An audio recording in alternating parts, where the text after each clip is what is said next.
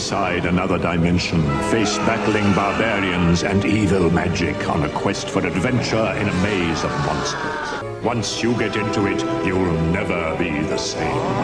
Hero Quest. Now with 2 new adventure packs, the legend grows.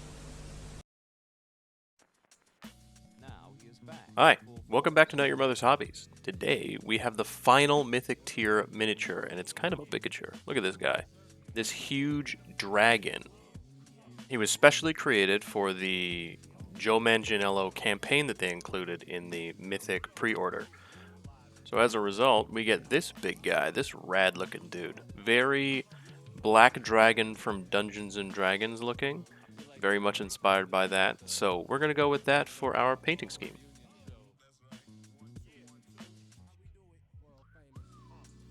So we're going to start things off with a mix of a medium and a contrast.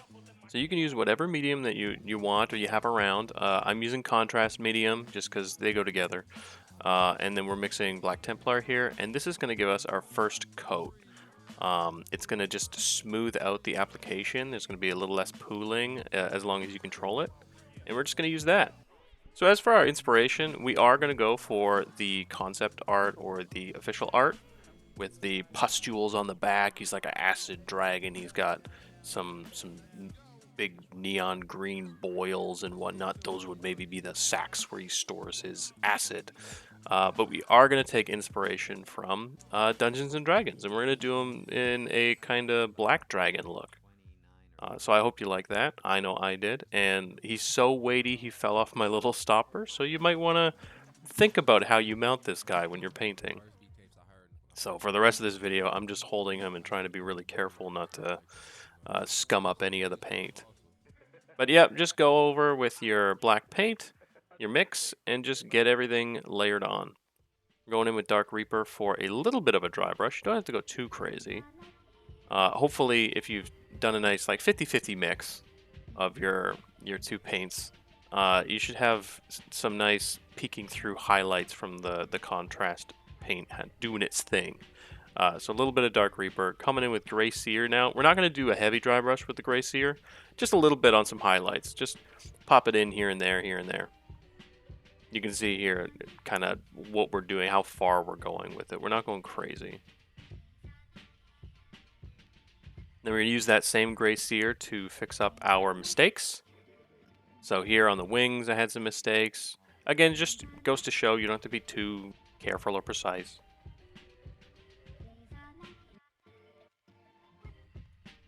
Alright, so first thing coming back on this is our Wraith Bone. We got all the skin layered in, got all that set up. Now we avoid it for the best that we can, and we're going to add all of our layers and details. So Wraithbone, we're going to get those little ridges on his neck. Those are, you know, where maybe his acid attack would channel through. And we're going to layer up on the boils.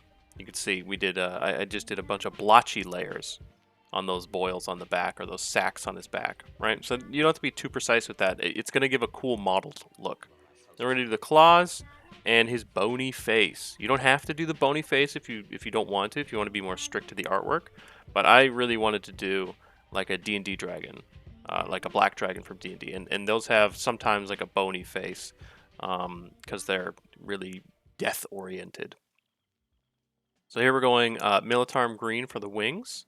It's going to give us a kind of swampy, grody wing web. Coming in with Mantis Warrior Green. This is fast and dirty, baby. This guy is intimidating, but not that crazy, not that bad. He's very simple. We're going to use that Mantis Green on the sacks and those little channels. Skeleton Horde on the face.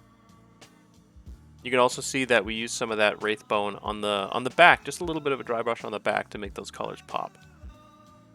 Doing that Skeleton Horde on the claws. Don't forget the wing claws. And then that back ridge that we put some on there. You don't have to do that if you just want to use the Gray Seer. It's okay. Silicanum Gray here to distinct our plinth that he's on. The little pillar. It's going to be a different color gray than his body, and it's going to stand out. All right, now layering. All right, we're so fast and furious in this. You'd think this guy was family. So we're going in. We're just dotting on some more of that wraith bone, just to give it like a Gucci highlight. Same as before. Just be messy, be mottled, but keep it to a highlight is what we're trying to do. The center of it, maybe like it's glowing, and then take it down to the claws and highlight up those claws. And if you paint in straight lines, striations like this, you give it a little bit of texture to those claws. Alright, and then a dry brush of that wraith bone on the face and on the back, just to help make them pop. Just bring them back out. And then doing a little bit of detail work in here with that wraith bone. Again, just the eye, and then highlighting up some focused ridges on the face to make it really look like a bony mask. Under the eye, on the snout, we're doing real highlighting here.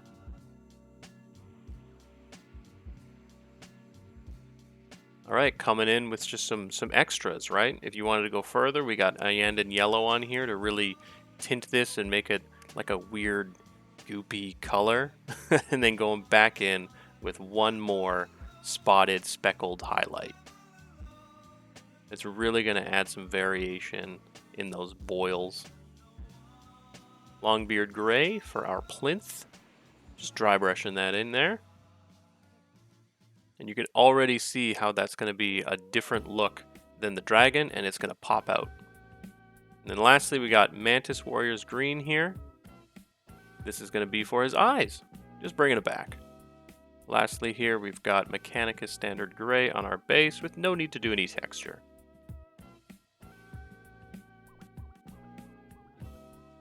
Alright, look at this dude. Look at him. That turned out awesome. I'm super happy with that. This is a crazy looking dragon. Surprisingly easy on this dude. Surprisingly easy. It was very quick, very dirty, and you get a really nice outcome with this. Sometimes painting bigger miniatures, it can at first seem very intimidating, but once you're down in it, you'll see that the coverage, it just takes a little longer because of the coverage. But overall, you can get away with a lot of quicker, swifter techniques, a lot of dry brushing. You can be a little messier, and it'll still look really cool. You don't have to do crazy amounts of detail or whatnot. So that's it for the Mythic tier. We're done with that. The base Mythic, pre-order, core box stuff, Kellar's Keep, all that jazz, all done. So we're on to expansions next, and we're gonna do a little mini expansion coming up. So let me know your thoughts on that, what you're looking forward to seeing coming up. Likey, subscribey, and I'll see you in the next one, which might just be a subscriber special. Bye-bye!